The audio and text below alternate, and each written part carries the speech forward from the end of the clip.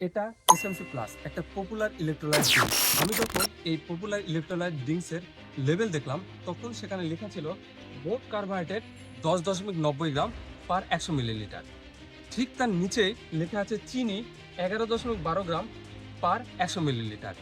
এখন প্রশ্ন হচ্ছে, চিনি তো টোটাল কার্বোহাইড্রেটেরই অংশ, তাহলে চিনি কিভাবে টোটাল কার্বোহাইড্রেটের চেয়ে বেশি হয়?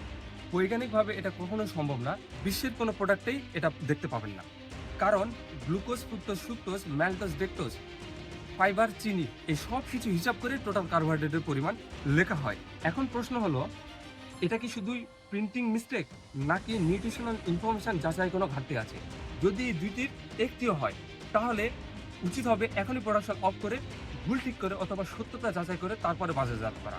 একটা প্রোডাক্ট যেটা মানুষ খাবে সেটাতে যদি ভুল থাকে তাহলে সেটার কোয়ালিটি নিয়ে প্রশ্ন উঠবে, এটাই স্বাভাবিক। আরও অবাক করার বিষয় হলো, পণ্যটিতে কিন্তু বিএসটি এর লোগো আছে।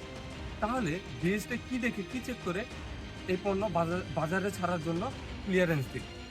একজন ভোক্তা হিসেবে আমরা সঠিক তথ্য জানার অধিকার আছে। আশা করি সংশ্লিষ্ট প্রতিষ্ঠান বিষয়টি যাচাই করে প্রয়োজনীয় ব্যাখ্যা দেবে। ধন্যবাদ সবাই।